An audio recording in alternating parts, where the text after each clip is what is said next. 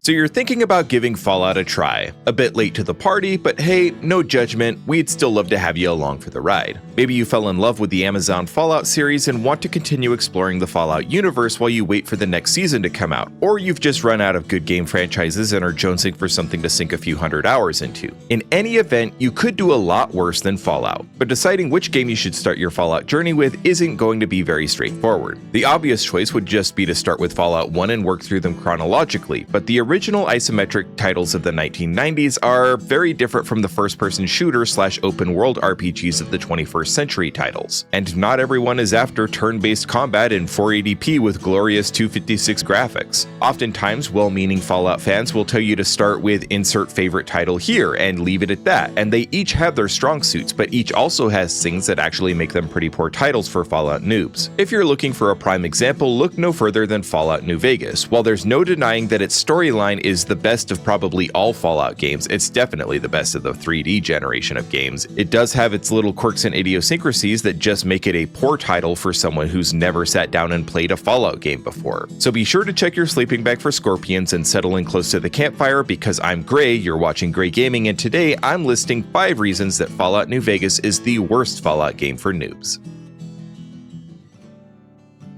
Now don't get me wrong, Fallout New Vegas does a lot of things right straight out of the gate. It has a good premise, it has a great hook to get you interested in the story, and the character creation sequence, although a bit tedious, does a good job of taking sort of an immersion-breaking part of playing RPGs, establishing your character, and ties it to the story in a way that makes it feel a little more organic than most. But after that, whoo boy, if you were not paying attention to the warnings or just want to play the game your way by going where you want to and doing what you want to because, you know, this is supposed to be an open world RPG, be prepared for a rude awakening. You see, the village of Goodsprings, the area of the game that you start out in, is pretty safe. Very few enemies, the ones that are there are very low level and easy enough to deal with that they don't pose too serious of a risk to a noob still trying to figure out the weapons and combat mechanics. But the instant you try to leave this happy little oasis of easygoingness and step out into the post-apocalypse proper, you'll pretty quickly discover that most of the areas that surround Goodsprings are disturbingly dangerous and basically impossible to make it back out of alive. This is because the game has a very specific path that you are expected to take in order to reach your main objective for the first half of the main story or so. This path through the Mojave Wasteland introduces you to all of the major factions, several minor ones, and sort of forces you to interact with the world of Fallout on its own terms, rather than you being free to just do whatever you feel like. This intended path through the game's map is enforced by a term that we in the industry call beef gates, areas of the map that are technically accessible to anyone, but the enemies that populate it are such a high level that they're guaranteed to instantly kill low-level and inexperienced players. And just in case you thought you could get your hands on a high-level weapon and glass cannon your way through these areas, the game has an answer for that as well. Although any weapon can be wielded pretty much as soon as you enter the game, the ammo for said weapons can be expensive and hard to find, and unless your character meets certain requirements, strength, agility, small gun skill points, etc., you won't be able to use the weapons as effectively as if you found them at the intended level, and they're often in poor condition, which also reduces damage output. So you would be dealing a fraction of their potential damage and are probably better off just using the low-level weapons anyway. Now, just as with any beefgate system, you can eventually level up to the point that entering these areas just becomes a challenging region to conquer for the thrill of it, making the game truly open world at that point. And for the sake of fairness, other Fallout games do contain areas filled with high-level baddies that you'll want to stay away from until you're adequately leveled and equipped, but the transitions between safe travels and death valleys tend to be more of a smooth grade rather than the sheer cliffs that Fallout New Vegas employs, and it can be frustrating for new players who picked up their open world game only to be forced down a relatively linear corridor. Now, this statement is going to rub some people the wrong way, because the Fallout community does have a large number of individuals who firmly believe that because New Vegas was as amazing as it was, that Bethesda, the developer who owns the rights to Fallout, should just get out of the Fallout business and let Obsidian handle it, Obsidian being the developer of Fallout New Vegas. But the thing is that Obsidian has a pretty bad reputation when it comes to building licensed video games for other studios. They often find themselves signing contracts that have unreasonably short deadlines and are hamstringed into using certain mechanics that they may not agree with and will often try to modify to their own purposes. But this just doesn't always work out in all cases. Case in point, Knights of the Old Republic 2. Yeah, I know this is a video about Fallout New Vegas, but bear with me. There are a lot of similarities in the circumstances that led Obsidian to make Fallout New Vegas. The original developers of Star Wars Knights of the Old Republic, in this case BioWare, had created an amazing game, but they didn't have the time or resources to follow it up with a sequel. So Obsidian was brought in, given a firm deadline, handed the rights to the game engine and a license to produce the game under their IP, and were told to figure it out. Now, there are a very large number of people who feel that KOTOR 2 was a superior follow-up to the original from a story perspective, but there were vast swathes of this game that ended up being cut because they were in such a woefully incomplete state by the time they were expected to deliver, and the game that did make it to market was such a buggy mess that it was essentially unplayable. I literally couldn't even install it because the installer kept crashing around the third of 4 CDs that you needed to install the game. Ooh, those were the days. When I did eventually get it on Steam over a decade later, it at least installed, but still was buggier than a Cazador nest. Now, you could basically take everything that I said about KOTOR 2 and substitute Fallout New Vegas and had the same essentially true story. Bethesda had recently acquired the rights to Fallout, released their first Fallout game in the form of Fallout 3, which, while not especially great and was a significant departure from the originals, was more liked than not. But Bethesda was too busy gearing up to make Skyrim, so they contracted with Obsidian, gave them a license, gave them the engine, and said, have it done by this date or else. Fallout New Vegas is considered by the majority of Fallout fans to be the superior Fallout story of the 3D Bethesda-era games, but its bugginess is so legendary, even Miracle of Sound included multiple references to glitches, bugs, and crashes in his song Trip to Vegas, which was a tribute to this game. My Pip-Boy's lagging and the screens are dragging and it takes forever to load.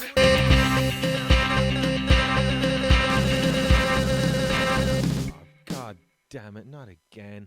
Is this all starting to sound familiar yet? Now, in all fairness, Obsidian did eventually stabilize the game a lot. It is very playable in its current state, even after multiple hardware generations have passed. But the entire section of the map north of the Las Vegas ruins is an empty waste punctuated by abandoned farmsteads, empty houses, and just boarded up shacks that you can't even enter. There aren't a whole lot of enemies here either. It's just empty. Sort of fitting for a post-apocalyptic thriller, but not so fitting for an action RPG trying to keep you invested in exploring the vast world that was created for you.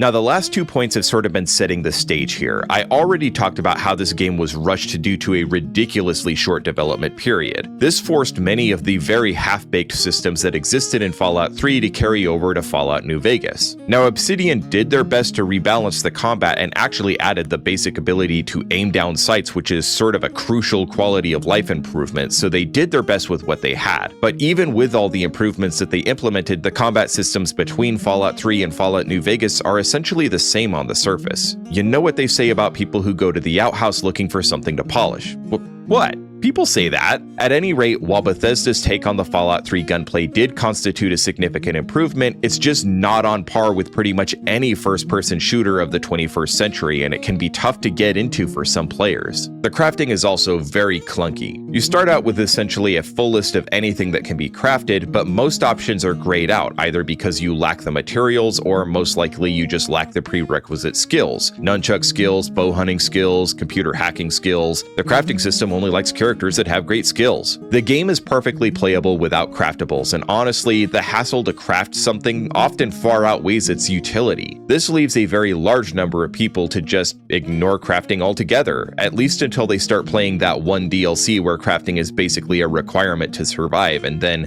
sheesh, just be prepared for that headache. Once again, the reason for this is that the crafting is lifted straight out of the files of Fallout 3, but in Fallout 3, there were like 6-7 items that you could actually build. That system was a nearly pointless joke in that game. Obsidian tried to give it variety, tried to actually make it a system that people could use and actually would use, but they ended up just overly complicating a system that wasn't particularly user-friendly to begin with, and it didn't work out in their favor.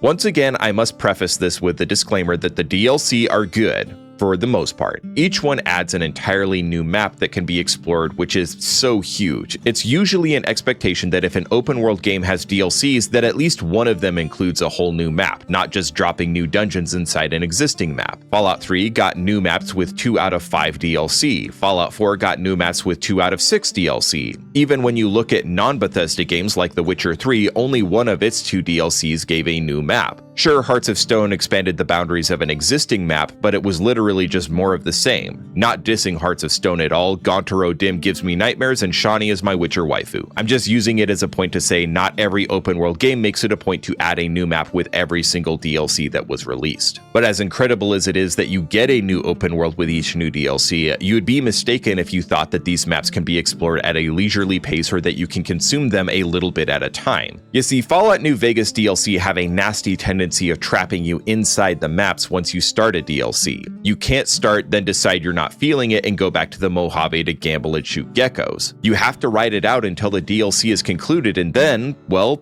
they also have a tendency to either lock you back out once you're done, or they just become bland, empty zones devoid of people to interact with. Each of the DLC are very different and a completely different atmosphere from the others. Honest Hearts is a frankly boring and repetitive area to explore, but serves as a set piece for an exploration of moral ambiguity, of whether it's better to preserve innocence at the expense of independence or embrace violence in the name of autonomy. Does all life have value? Is anyone truly beyond redemption? Dead Money transforms Fallout New Vegas into a borderline survival horror game. Lots of terrifying enemies, environmental hazards, and a labyrinthine maze of a map to have to navigate as you desperately search for a way to escape. Old World Blues is crazy, just goofy, quirky, and lots of bright neon lights. It's basically a Marvel movie back when Marvel movies were still a novel and fun concept. And Lonesome Road is a gritty exploration of self-accountability, of vengeance versus justice, of clashes of ideologies set in an unforgiving wasteland of our own making. Each is completely unique, both compared against the other DLCs and from the main game that they're attached to, which means you're bound to encounter one that, well, you just don't like. But once you start, you're trapped. If the brains and Big MT are wearing on your last nerve, too bad, you've got to deal with them long enough to complete the main quest before you can leave. Is horror your least favorite genre? Too bad, you can't leave the villa swarming with ghost-like inhabitants until you've solved the mystery of the Sierra Madre.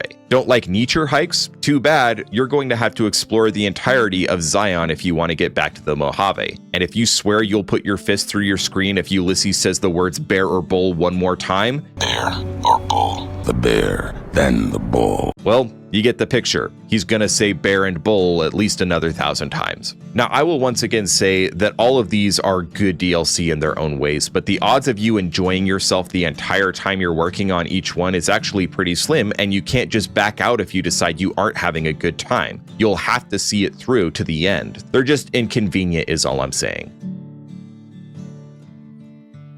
Okay, this is actually a pretty funny thing to list as a negative, but the story is just too damn good. That's not what makes it a bad Fallout game. It's what makes it the worst Fallout game to start your Fallout journey with. Fallout 3's main story is actually pretty sparse. Really short, really basic, not bad, just not one of those games that people are raving about. Fallout 4, it catches a lot of flack for the main questline being bad, and you know, a lot of the criticism is valid. Fallout 4 just tried to do something Bethesda had never tried before, and they didn't put in the effort to actually make it stick the landing, and they just tried to pull the story in too many directions toward the end that causes the main quest to unravel in late game. But with those criticisms aside, Fallout 4 is a great turn your brain off and zone out game. The combat is fun, the settlement building can be immensely pleasurable if you're the sort of person that likes the idea of rebuilding the wasteland one fledgling settlement at a time, and while the main quest has its issues, there are plenty of great side quests and the world is amazing and led to many of the design cues that made the Fallout Amazon series so great to watch. But the issue here is that if FNV is your baseline, no other Fallout game is likely to measure up. No matter how fun the gunplay, no matter how much nicer the graphics are, how fun the crafting or settlement building are, not even if it has the talents of Malcolm friggin' McDowell and Liam freaking Neeson. It's sort of the same reason I intentionally used to make my students learn how to perform technical procedures using the cheap hand-me-down tool sets that we had laying around and then let them graduate to the more expensive ones after a semester or two. It's not that I'm a sadist, okay, it's not just that I'm a sadist, but it also helped them appreciate the nicer tools and help them critically analyze the actual tasks that they had been doing for semesters and to think about what they were actually attempting to to accomplish and how exactly the nicer tools functioned to make their tasks easier. All the numbered Fallouts, Fallout Tactics, even that gross Brotherhood of Steel game, okay, go ahead and skip that one, well, they all have their part to contribute to the world building and lore of Fallout as a whole, and if you're constantly comparing them to Fallout New Vegas, well, comparison is the thief of joy, and while I can personally say that I recognize the faults of all Fallout games, I can also say that I can recognize all their strengths, because I've never had to make those negative comparisons when I first started playing. I had played other Fallout games and fell in love with them for what they are, and then came to love the fairest of them all later. Now maybe you have other opinions, maybe Fallout New Vegas was your first Fallout game and you still became a waster through and through. I'd love to hear your thoughts and opinions in the comments, or maybe even over on my Discord that I'll link in the description. But before you do that, I want to salute my patrons over at Patreon. Welcome to Josh B, who joins the Officer Corps alongside Carver050. Also welcome to Steve A, joining the non-com ranks who keep the grunts on point. Patrons keep the logistics train running and keep the content coming. Until my next salute, stand at ease. Now, just in case you were worried that I'm just picking on Fallout New Vegas to get a rise out of people, this is a series that I've actually been working on since the dawning hours of great gaming, and have already tackled Fallout 3 and Fallout 4, with videos both listing reasons why they'd make the best and worst games for newbies to the franchise. If you're interested in checking those out, you can find them in the playlist linked at the end of this video. Until next time, stay safe, and I hope to see you here later on Gray